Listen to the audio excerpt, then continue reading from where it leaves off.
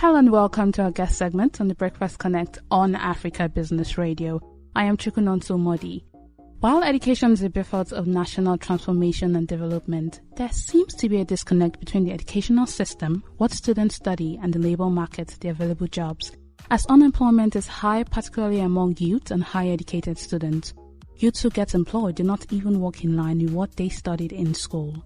Joining me to talk about the disconnect between the educational system and the labor market is Product Manager at Softcom Africa and entrepreneur Stanley Chileke. Thank you for joining me, Stanley. Thank you very much and good afternoon. Stanley Chileke is committed to helping young people like himself get their starting point in life right through mentorship on career paths and life goals. He previously served as Student Council Chairman at Covenant University, which sparked an innate interest in the well-being of people. The leadership role was a huge game play in getting into mentoring and ensuring that people are able to see in themselves what seems hidden. In addition, he's also an entrepreneur for a traditional wear clothing brand for men, Licious Wears, where bespoke tailoring is the order of business. Stanley is currently a product manager at Softcom Africa, building solutions for Africa and the world at large. Welcome again, Stanley. Thank you. So this is a very interesting topic, Stanley, and I think in one way or the other, the Nigerian youth has been affected by it. So share with us your experience. Are you currently working in line with what you studied? No. Actually, I studied banking and finance in the university, and I'm currently a product manager in the tech industry. So I'll just give you a little bit of backstory as to why that is. So in my final year in school, I had to totally decide where I wanted to be because I knew that the labor market in Nigeria is a very confusing place, and if you don't like make a decision early on, you most likely get lost in it. Yeah. So I had to so there were banks in school then, and I had to like go on a form of personal research. So I spoke with some of the bankers and I asked them like a major question. What would you advise a school leaver that is looking out for a banking job? What would be your first line of advice to them? And then at least 80% of them said, don't do it.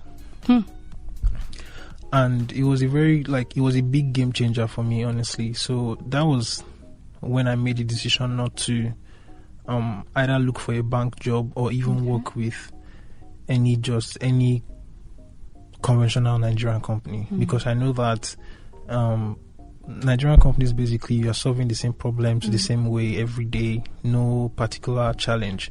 So even after leaving school, I got my first job with a constructions company. I was working in the accounts department. That was the only time I did something relating to banking and finance. So in those 3 months, I was able to properly conclude that this is not what I want to do, because I was doing the same things over and over again every day, and there was no form of interest in it. I mean, I could do it, but I wasn't happy doing it. So I had to go on other research, try to find out what industries are very challenging for people to work in. So that's how I stumbled on the tech industry. I stumbled on different companies and I had to connect with one of them, which was Softcom Africa. So I applied and I got a job as a product specialist.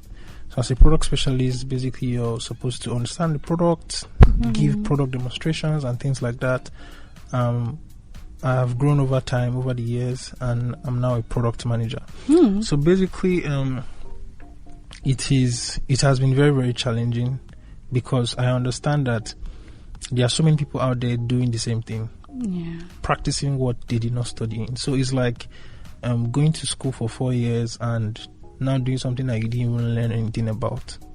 So the challenges in that space are not going to be easy for someone who is not strong at heart and strong at mind to be able to do it. So it has been a very interesting experience. The experience I would describe as very interesting, such that there are good times, there are bad times, but then you just have to stay strong. Stay strong, I like that.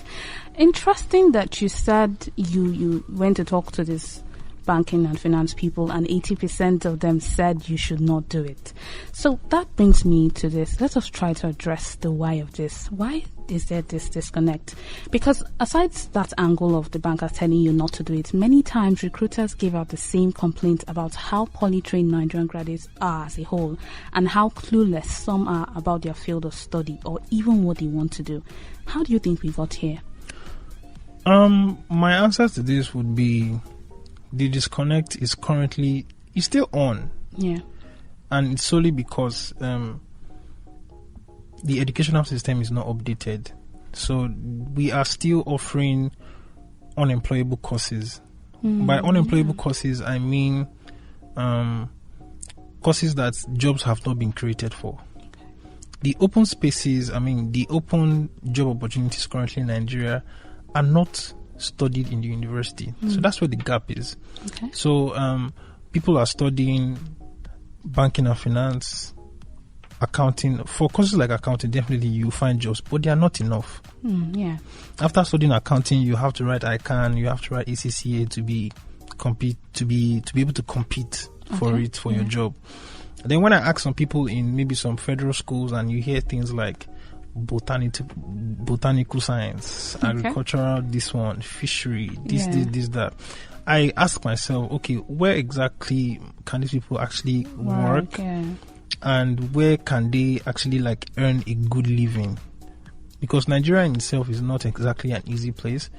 And then for you to now get a good job that would most likely help you earn a living and live a good life is another gameplay on its own. So I keep asking myself, where exactly is the issue? So I've discovered that the issue is we are offering courses and we're not creating jobs for those courses. Yeah, true. The open job opportunities currently are not being studied in school. So basically, easiest solution is update the educational system. Look at the jobs that are open, translate them to courses, and let schools offer them. Okay. Basically. Okay. With what you said earlier, you said you did banking and finance, and then you moved to the tech industry.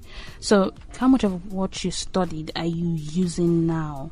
Because you see, there are arguments about how employers really don't care about what you study, but your skill set, which most of the time, like in your case, is not connected to your course of study. So if that's the case, shouldn't we place more emphasis on skill acquisition to fill in the gap?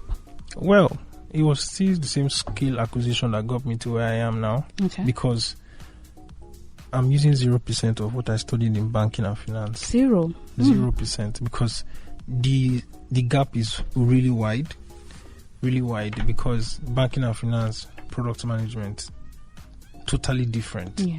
Totally different. In my first few months as a product specialist, I suffered two kinds of shock. One was two kinds of culture shock. Okay. One was because definitely banking and finance background, product specialist, the terminologies were entirely different. I Googled at every meeting I was in, I was Googling, trying to understand what people The meetings I was attending, half of them clueless. Okay, yeah, understandable. Yeah, clueless. So it was it was a struggle. I had to keep telling myself, you can do this, you can actually do it. People have done it before and you can do it. So I kept upskilling myself slowly. Then in my 6th month, I took a training in product management that helped me gather the necessary skills to be a complete product manager. So, like I said, skill acquisition is what will get you to upskill yourself towards what you really want to do, right? Yeah. Because if we're saying the truth, right, to be competitive in any course you study in university, you most likely have to take certification exams. Yeah. So the employers are not exactly looking out for any side skill or online course that you take. They want to see certifications, right? That's why I didn't really want to work with some conventional companies that are just looking out for certifications. I want to work with people that are looking out for people that can solve problems. Yeah. Solve problems beat challenges and be able to prefer reasonable solutions every single day. Okay. Yeah. So you have to upskill yourself, find out what courses to take. There are various companies that offer training. Like for mine, I had my product management training with Product Dive. Okay. Product Dive is a product management school. So they took me through in and out of product management, and now I've been a product manager since January. So I'm currently 8 months now as a product manager, and it has been an amazing experience. All right, okay. What do you think is the solution to this disconnect? How do we fill this gap? In filling this gap, right, I feel that it has to start from you. Okay. Because I'm not exactly sure what plans the Nigerian government has for the Nigerian youth. So you have to take actions by yourself. And how to solve for this would be irrespective of what you're studying, right? So I'm not speaking from the sense where I'm saying totally discard what you studied in school. Of course, maybe what you studied in school might not be useful to what you want to do, but the school environment in itself has taught you a lot of things, so they will still be useful. But what I'm trying to say is try to do some personal research. Okay, yeah. Try to do some personal research. Find out what you are really interested in. Something that when you wake up in the morning, you are really looking forward to it. Okay. Looking forward to do something and be a game changer, let your impact be felt. You're not going somewhere and you are just living under the shadow of someone else. Okay, yeah. All right, so you have to do like a personal research, understand what you really want to do. Where are your interests? Where are you going to be happy at? Because, I mean, the world in itself is already a stressful place. And you can't be at a place where you're working and then you're also stressed. I mean, you'll be stressed, but mental stress is a very, very depleting factor to human growth. Yeah. So you have to search within, find out what you're really interested in, increase your network. You have to make use of platforms, right? So many people use social media wrongly. For me, Twitter, Instagram, LinkedIn, those are my platforms that I make use of a lot. And I don't just make use of them for just socializing, right? I use it to build networks. I meet different people in different industries, and I'm trying to build a network for myself. Your network is what is going to open doors for you anywhere. Okay. Right? So you have to do personal research, understand your interest, and build your network. Right? Those three factors would help you find a place where you really want to be and get you into that place. Yeah. All right. I think this advice should start from when you leave secondary school, because, like now in your case, I won't say it's not really a waste, but then you had to do a whole 4 years or more before you got to realize, okay, this is not really what I want to do. I want to do product management instead. Yeah. Interesting.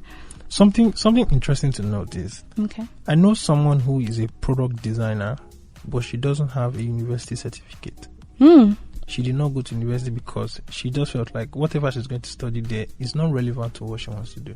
She is a successful product designer. Interesting. But no university certificate. So in other words, you can still make it with or without. You can still make it with or without the university. But then, like I said, I'm not saying it for you to totally discard it. It's still very important. But then, with the way the country is set up, you can be successful any way you want to be. Yeah. Okay, so this disconnect, you're saying it's not mostly on the part of the students themselves. Yes. The government has a big role to play. The government has a big role to play. And like I said, the biggest solution now would be find out the open job opportunities, translate them into curriculums, translate them into studyable courses, and let them be in the university. Okay. I mean, there was a research, I think it was a few months ago, by Product School, and over 80% of young people, based on the research, over 80% of young people are product managers. from the university. So imagine 80% studied something different in school. They're coming out now in tech industry, product managers. Interesting. I mean, I just got to learn so many other things from you now. Thank you for that. So to my next question, you're an entrepreneur, a product manager, and you're also committed to mentoring young people like yourself on career paths and life goals. What inspired this commitment, and what has been your driving force? Well, I would say what inspired this, it all started in 2019 when I was appointed as the student president of Covenant University. It made me realize that at this point, I'm like the number one student in the school. Yeah. And when people come to me with their problems, they are expecting a solution. True. They are expecting you to say something that is going to lead them to that problem being solved. So doing that every day, every single day for a period of 1 year, it definitely sparked something in me.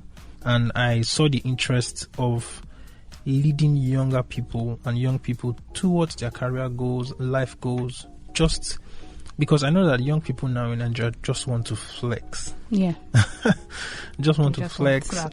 I keep saying young people like I'm old. I'm not old, but they just want to flex and enjoy life, right? But I'm looking for a world where young people are happy with what they are doing. I'm looking for a world where young people are not requesting for urgent 2K. I'm looking for a world where young people are financially free.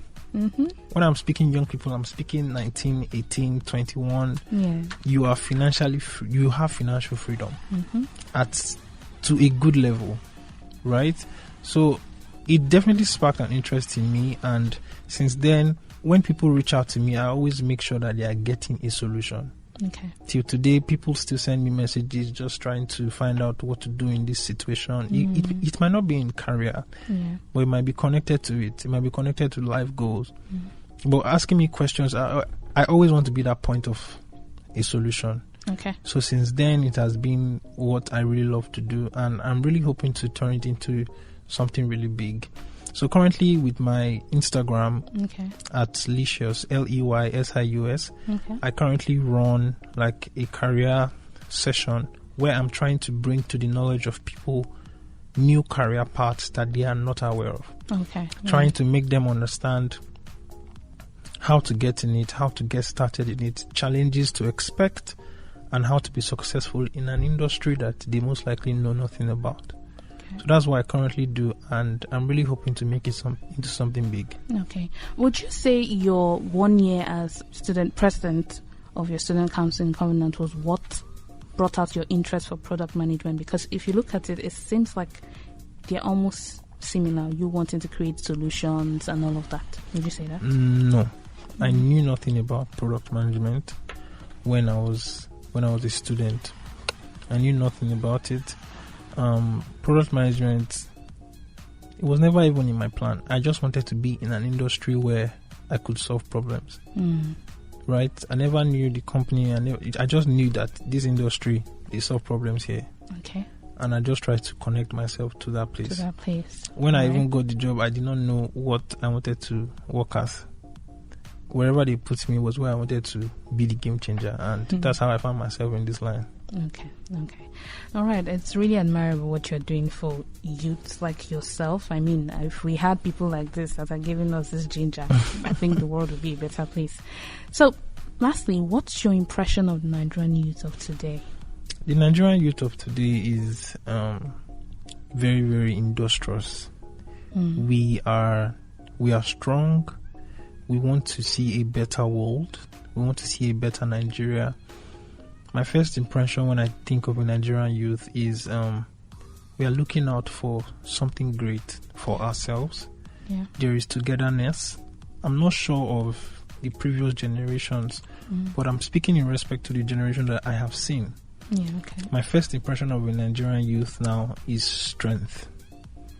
Strength, search for success. They are very industrious. They want to do so many things to be successful. By so many things, I'm actually speaking of legally and illegally, which is not so good. But these illegal ways won't exist if the government were doing their work. Yeah. That's just the point. Yeah. That's just the point I'm trying to make, right? Mm-hmm. So the Nigerian youth are chasing success. They are strong, and they really want a better world and a better Nigeria. Yes, we are strong. I agree with you on that. And I'm going to be a big player in it. I'll hold you to that. All right. Thank you for an amazing conversation, Stanley. Like I said, I really learned a lot from this. So that was Stanley Chileke, Product Manager at Softcom Africa and entrepreneur. That's all for now. Until next time, keep listening to ABR. Be sure to follow us on Facebook, Instagram at Africa Business Radio and at Africa Biz Radio on Twitter. I am Chukwunonso Modi, and thank you for listening.